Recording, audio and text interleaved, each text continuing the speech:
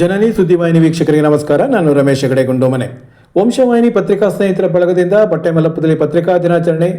ಉದ್ಘಾಟಕ H U Suresh ಮಾತು: mobile ಹಿಡಿದವರೆಲ್ಲರೂ ಪತ್ರಕರ್ತರಾಗುವುದಕ್ಕೆ ಸಾಧ್ಯವಿಲ್ಲ, ಅದು ಅಪಾಯವೂ ಹೌದು.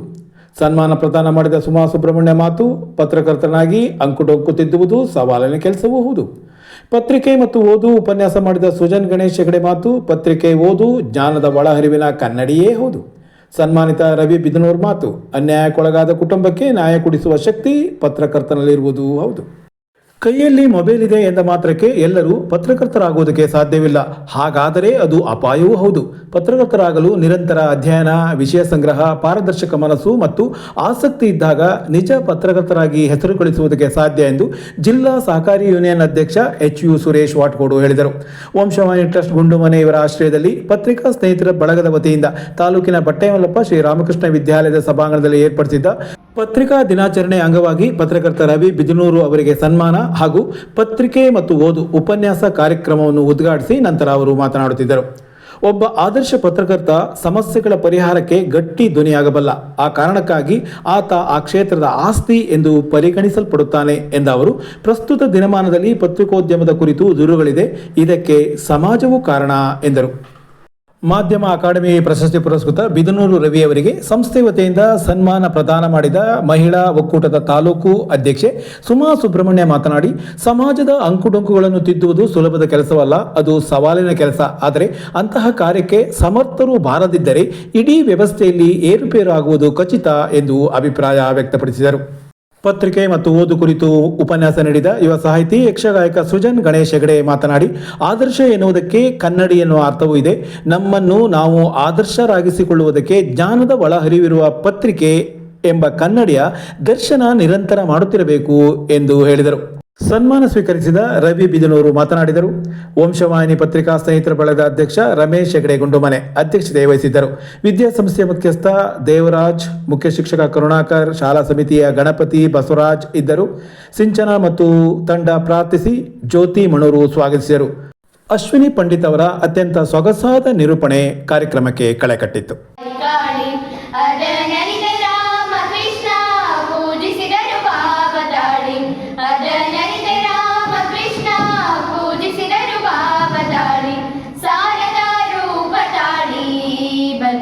ತಾಯಿ ಕಾಳಿ ಶಾರದಾ ರೂಪ ತಾಳಿ ಬಂದಿಹಳು ತಾಯಿ ಕಾಳಿ.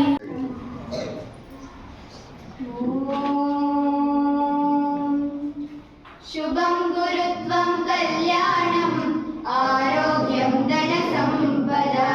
ಶುಭಂ ಗುರುತ್ವಂ ಕಲ್ಯಾಣಂ ಆರೋಗ್ಯಂ ಧನ.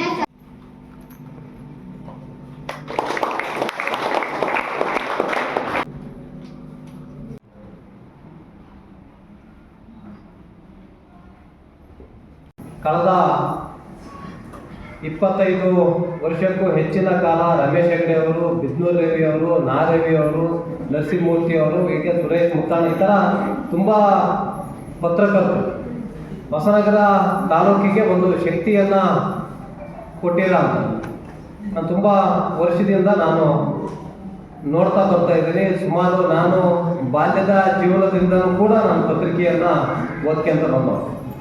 ನಮ್ಮ ಮನೆಯಲ್ಲಿ 68ನೇ ಇಸ್ವಿಯಿಂದ ಪತ್ರಿಕೆಯನ್ನು ತರಿಸ್ತಾ ಇದ್ದಾರೆ. ನಿರಂತರವಾಗಿ ಪತ್ರಿಕೆಯನ್ನು ತರ್ತಾ ಇದ್ದಾರೆ. ಅದ್ರ ಜೊತೆಗೆ ನಮ್ಮ ಸ್ನೇಹಿತರೆಲ್ಲ ನಮ್ಮ ಜೊತೆಗಿದ್ದಾಗ ಅವರು ಯಾವ್ಯಾವ ಪತ್ರಿಕೆಯ ರಿಪೋರ್ಟನ್ನು ಮಾಡ್ತಾರೋ ಅವೆಲ್ಲ ಪತ್ರಿಕೆಯನ್ನು ಸೇರಿ ಇವತ್ತು 8 ಪತ್ರಿಕೆಗಳನ್ನು ನಮ್ಮ ಮನೆಯಲ್ಲಿ ನಿರಂತರವಾಗಿ ಬರೋ ಅಂಥದ್ದಿದೆ. ಹಾಗಾಗಿ ಆದರೆ ಒಬ್ಬೊಬ್ಬರ ಪತ್ರಿಕೆಯವರು ಒಂದೊಂದು ಶೈಲಿಯಲ್ಲಿ ಅವ್ರದ್ದೇ ಆದ ದಾಟಿಯಲ್ಲಿ ಪತ್ರಿಕೆಯನ್ನು ಬರೆಯುವಂಥದ್ದನ್ನು ನಾವು ನೋಡ್ತಾ ಇದ್ದೀವಿ. ಇವೇನಾಗುತ್ತೆ ಅಂತ ಹೇಳಿದ್ರೆ, ಸಮಾಜದಲ್ಲಿ ಒಂದು ವಾರೆ ಗುಂಪುಗಳನ್ನು ತಿರ್ತಕ್ಕಂಥ ಕೆಲಸ ಏನಿದೆ ಅದು ಮಾಧ್ಯಮದ ಮುಖಾಂತರ ಆಗೋಂಥದ್ದು. ಹಾಗಾಗಿ ಈಗ ಸಮಾಜದಲ್ಲಿ ನಾವು ಯಾವ್ಯಾವ ಕ್ಷೇತ್ರದಲ್ಲಿ ಇದ್ರೂ ಕೂಡ ಅದನ್ನು ನಿರಂತರವಾಗಿ ಪತ್ರಿಕೆಯಲ್ಲಿ ಬರೆಯೋದ್ರ ಮುಖಾಂತರ, ಪತ್ರಿಕೆಯಲ್ಲಿ ಪ್ರಕಟ ಆಗೋದ್ರ ಮುಖಾಂತರವಾಗಿ ಸಮಾಜದ ಏಳು ಬೀಳುಗಳನ್ನು ಜನಸಾಮಾನ್ಯರಿಗೆ ತಲುಪತಕ್ಕಂಥ ಕೆಲಸ ಮಾಧ್ಯಮಗಳು ಹಿಂದಿನಿಂದಲೂ ಕೂಡ ಮಾಡ್ತಾರೆ. ನನ್ನ ಪ್ರೀತಿಯ ಸಹೋದರರಾದಂತಹ ರಮೇಶ್ ಗುಂಡಮನೆ ಅವರು ತುಂಬಾ ಒಳ್ಳೆಯ ಕಾರ್ಯಕ್ರಮವನ್ನು ಅರ್ಥಗರ್ಭಿತವಾಗಿ ವಿದ್ಯಾರ್ಥಿಗಳ ಮೂಲಕ ಯಾಕೆ ಈ ಕಾರ್ಯಕ್ರಮವನ್ನ ಮಾಡಿದ್ದಾರೆ ಅಂತ ಹೇಳಿದ್ರೆ, ಮುಂದಿನ ನಮ್ಮ ಭವಿಷ್ಯದ ಪ್ರಜೆಗಳು ನೀವು, ನಮ್ಮ ಸಮಾಜವನ್ನ ಯಾವ ರೀತಿ ನಡೆಸಬಹುದು, ಬರೀ ಡಾಕ್ಟರ್ ಇಂಜಿನಿಯರ್ಸ್ ಆದರೆ ಮಾತ್ರ ಸಮಾಜದಲ್ಲಿ ಮುಖ್ಯ ಭೂಮಿಕೆಯಲ್ಲಿ ಇರೋದಕ್ಕಿಂತ ಸಮಾಜದ ತಪ್ಪುಗಳನ್ನ ತಿದ್ದಿ ತೀಡುವಂತಹ ಕೆಲಸ ಕೂಡ ತುಂಬಾ ಮುಖ್ಯವಾದಂಥದ್ದು. ಅದನ್ನ ನೀವು ಕಲಿತ್ರೆ ನಿಮ್ಮ ಮೂಲಕ ಒಂದಿಷ್ಟು ಮುಂದಿನ ಪೀಳಿಗೆಗೆ ಒಳ್ಳೆಯದಾಗುತ್ತೆ ಅನ್ನುವಂತಹ ದೃಷ್ಟಿನಲ್ಲಿ ಇವತ್ತು ಪತ್ರಿಕಾ ದಿನಾಚರಣೆಯನ್ನ ರಾಮಕೃಷ್ಣ ಶಾಲೆಯಲ್ಲಿ ಹಮ್ಮಿಕೊಂಡಿದ್ದಾರೆ. ಈ ಪತ್ರಿಕಾ ದಿನಾಚರಣೆಯ ಮುಖ್ಯ ಉದ್ದೇಶ ನಮ್ಮ ಕನ್ನಡ ದಿನಪತ್ರಿಕೆಗಳ ಉಳಿವಿಗಾಗಿ, ಹಾಗೆಯೇ ಜನಸಾಮಾನ್ಯರು ಕೂಡ ಪತ್ರಿಕೆಗಳ ಬಗ್ಗೆ ಒಂದಿಷ್ಟು ಅರಿವನ್ನ ಮೂಡಿಸುವ ಉದ್ದೇಶದಿಂದ ಇವತ್ತು ಪತ್ರಿಕಾ ದಿನಾಚರಣೆಯನ್ನ ಆಚರಣೆ ಮಾಡ್ತಾ ಬಂದಿದೆ. ಓದು ಅಂದರೆ ಯಾವುದನ್ನು ಹೇಗೆ ಓದ್ತೀವಿ ಅನ್ನೋದು ಮುಖ್ಯ. ಓದು ಅಂದ ತಕ್ಷಣ ಕಾದಂಬರಿ ಓದೋದು ಬೇರೆ, ಕಥೆ ಓದೋದು ಬೇರೆ, ಅಥವಾ ಪತ್ರಿಕೆ ಓದೋದು ಬೇರೆ, ಮೆಸೇಜ್ ಓದೋದು ಬೇರೆ. ನಾವು ಈಗ ಮೊಬೈಲ್ನಲ್ಲಿ ಯಾವುದೋ ಮೆಸೇಜ್ ಬಂದರೆ ಅದನ್ನು ಓದುವ ಹಾಗೆ ಪತ್ರಿಕೆ ಓದಲಿಕ್ಕಾಗೋದಿಲ್ಲ, ಪತ್ರಿಕೆಯನ್ನು ಓದುವ ಹಾಗೆ ಕಾದಂಬರಿ ಓದಲಿಕ್ಕಾಗೋದಿಲ್ಲ, ಕಾದಂಬರಿ ಓದುವ ಹಾಗೆ ಕಥೆಯನ್ನು ಓದಲಿಕ್ಕಾಗೋದಿಲ್ಲ. ಹಾಗಾದರೆ ಓದೋದು ನಾವು ಕಣ್ಣಲ್ಲಿ ನೋಡ್ತಾ ಮನಸ್ಸಲ್ಲಿ ಗ್ರಹಿಸ್ಕೊಳ್ತಾ ಹಾಗೆ ಅಲ್ಲ, ಅದರಲ್ಲಿ ಡಿಫ್ರೆನ್ಸ್ ಅಂದರೆ ವ್ಯತ್ಯಾಸ ಏನು ಅಂತ ನಿಮಗೆ ಕಾಣಬಹುದು. ಪ್ರತಿಯೊಂದರಲ್ಲೂ ವ್ಯತ್ಯಾಸ ಉಂಟು. ಈ ಎಲ್ಲದರಲ್ಲಿ ಏನಿದೆ ಅಂದರೆ ಮುಖ್ಯವಾಗಿ ಸುದ್ದಿ ಅನ್ನೋದಿದೆ. ಅಂದರೆ ಮನುಷ್ಯ ಸಹಜವಾದ ಗುಣ ಯಾವುದು ಅಂದರೆ ಸುದ್ದಿ ಬೇಕು. ನೀವು ಶಾಲೆಗೆ ಬಂದಾಗ ಮೊದಲು ಇವತ್ತು ಏನು ತಿಂಡಿ ತಿಂದೆ, ಇವತ್ತು ಮನೇಲಿ ಏನು ತಿಂಡಿ ಮಾಡಿದ್ರು ಅಂದರೆ ಇನ್ನೊಬ್ಬರ ಸುದ್ದಿ ನಮಗೆ ಬೇಕು. ಅದು ಮನುಷ್ಯನ ಸಹಜ ಗುಣ. ಮನುಷ್ಯ ಸಂಘಜೀವಿಯಾಗಿ ಸಹಜವಾಗಿ ಅವನು ಬಯಸುವುದು ಸುದ್ದಿ. ಇನ್ನೊಬ್ಬರ ಸುದ್ದಿ ಕೇಳೋದ್ರಲ್ಲಿ ಇರುವ ಒಂದು ಕುತೂಹಲವೇ ಮನುಷ್ಯನ ಸ್ವಭಾವ. ನಾವು ಹೇಗೆ ಇರಲಿ, ಮತ್ತೊಬ್ಬನ ಸುದ್ದಿ ಕೇಳೋದ್ರಲ್ಲಿ ನಮಗೆ ಬಹಳ ಖುಷಿ ಸಿಗ್ತದೆ ಅಂತ. ಯಾವ ಸುದ್ದಿ ಆದರೂ ಬಂತು ಬೇಕಾದ್ರೆ ಗಮನಿಸಿ, ಇದು ಮನಸ್ಥಿತಿ ಎಲ್ಲರಿಗೂ ಹೀಗೆ ಇರ್ತದೆ, ಆಯಿತಾ. ಈ ಸುದ್ದಿಯ ಪ್ರಸರಣಕ್ಕೆ, ಸುದ್ದಿಯ ಹರಿವಿಗೆ ಅಗತ್ಯವಾಗಿ ಪತ್ರಿಕೆಗಳು ಬೇಕಾದ ಕಾಲ ಒಂದಿತ್ತು. ಅಂತಹ ಕಾಲದಲ್ಲಿ ಪತ್ರಿಕೆ ಆರಂಭ ಆಯಿತು.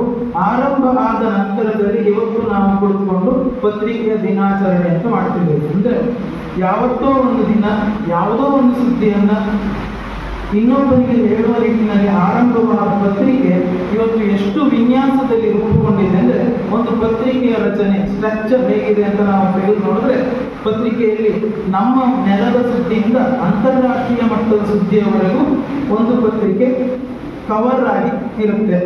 ಈಗಾಗಲೇ ಒಂದು ಪದ ಇಲ್ಲಿ ಉಲ್ಲೇಖ ಆಯಿತು, ಏನಂದರೆ ಆದರ್ಶ ಅಂತ. ಆದರ್ಶ ಎಂಬ ಪದದ ಅರ್ಥ ಏನು ಅಂತ ಗೊತ್ತಾ? ಆ ಒಂದು ನಾಮಪದ, ಆ ಪದದ ಅರ್ಥ ಏನು ಅಂದರೆ ಕನ್ನಡಿ ಅಂತ.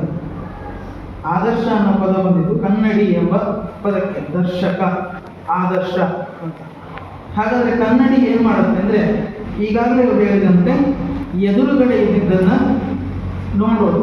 ನಾವು ಕನ್ನಡಿ ಎದುರು ನಿಂತು ಮೇಕಪ್ ಮಾಡಿಕೊಳ್ತೇವೋ, ಅಥವಾ ಕನ್ನಡಿ ಎದುರು ನಿಂತು ನಾನು ಚೆನ್ನಾಗಿದ್ದೀನೋ ಅಂತ ನಮ್ಮನ್ನೇ ನೋಡಿ ನಾವೇ ನಗಾಡುವ ಪರಿಸ್ಥಿತಿಗೆ ತಂದು ಇಡುವ ವ್ಯವಸ್ಥೆ ಕನ್ನಡಿಗಿದೆ.